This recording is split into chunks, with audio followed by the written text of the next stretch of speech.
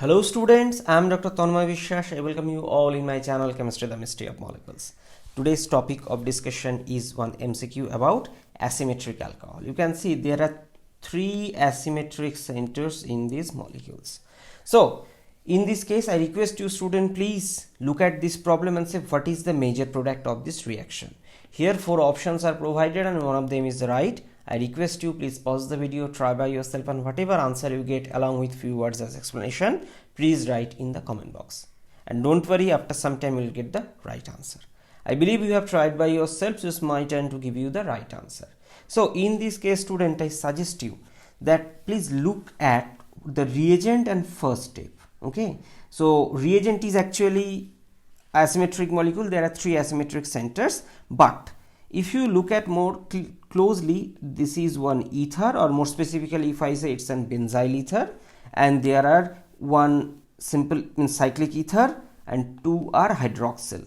One is, this is secondary hydroxyl and this is primary hydroxyl, means alcohol.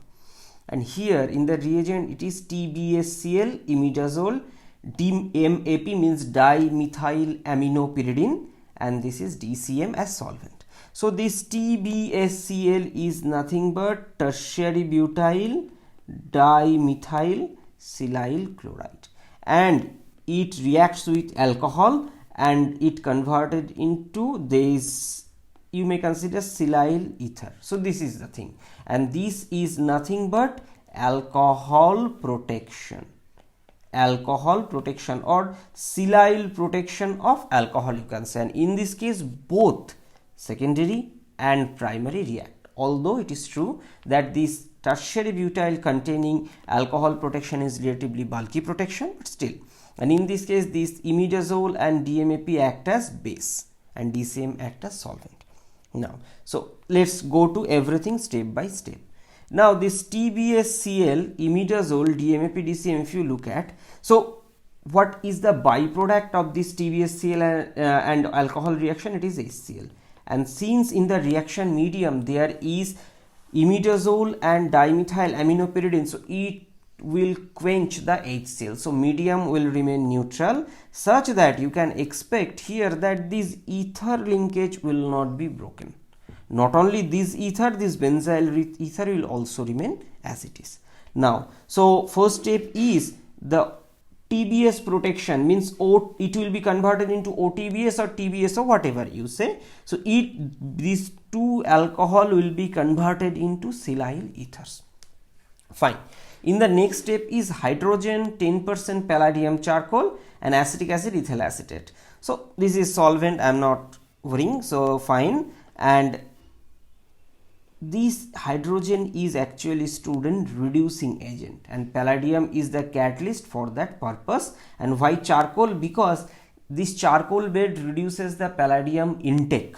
I have already discussed a dedicated lecture, please visit why this is important. In very short word, this charcoal provides high surface area with respect to low amount of catalyst loading. And here remember student, this as this hydrogen is reducing agent, so what it does the hydrogenolysis. What do I mean? So if you have a benzyl ether means here CH2O and something there. So what this palladium hydrogen thing will do, it will hydrogenate across these means benzylic bonds, benzylic position. Okay, and what it will produce, one side will be toluene CH3 and other side will be this alcohol. So generally we often ignore what is the other product on this hydrogenation reaction, it is a toluene. Now fine, so in this way what it will produce, it will actually cleave this benzyl protection of this alcohol and it will produce this primary alcohol, so hydroxyl group. And the next step is this oxalyl chloride, DMSO, triethylamine, and very low temperature -78 to -50 degrees centigrade is nothing but a named reaction, Swern oxidation. So what it does, it oxidizes this alcohol into corresponding carbonyl group, or here you can say aldehyde. And remember student, this oxidation is very much mild and selective. Why I am saying, First of all, this reagent does not affect the other groups like these OTBS protections, these ether group. Not only that, you can see clearly that the reaction temperature minus 78 to 50 degree. So this is a very mild selective reagent for oxidation of alcohol to aldehyde, and interesting point is that reaction stops at this aldehyde stage. So this is a selective oxidation of alcohol to corresponding carbonyl group. And here what are the key steps associated and named reaction associated with each of the process? First step is silyl ether protection, and second step is the hydrogenation for benzyl deprotection. So this is benzyl deprotection using hydrogen, palladium and charcoal. And third step is student and name reaction, that is Swern oxidation. Here you can see that this is a very pretty mild reaction. I am sorry that I am not discussing this mechanism in details. I shall discuss in some other videos. So in every case, for example, this silyl ether protection, deprotection, I have already discussed dedicated lecture, palladium charcoal case.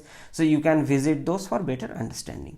Now, what is the answer? The answer is this TBHCl, imidazole, this everything. What is the final product? So these two OH will be protected and finally it will be oxidized. So option A is the right answer, student. Now, if this question appear in your exam less than 30 seconds, how can you solve? First of all, you need to know the silyl ether protection of alcohol. Here you can see there are two OH and this TBHCl, this condition is given, so alcohol will be protected. And there is no chance for alcohol deprotection. Why? Because if you look at the second position, this is simple hydrogenation and this is Swern oxidation. The silicon protection of alcohol is stable under these two conditions. So first of all, you have to find where these number primary and secondary OH are blocked. Only one option, option A. So this is the right answer. Okay, so you don't need to go even other steps. So that's why I suggest you students read every topic carefully such that there should be no chance of mistake. Now, in conclusion, what you have learned today, that tertiary butyl dimethyl silyl chloride or TBHCl selectively reacts with alcohol and it results in silyl ether protection.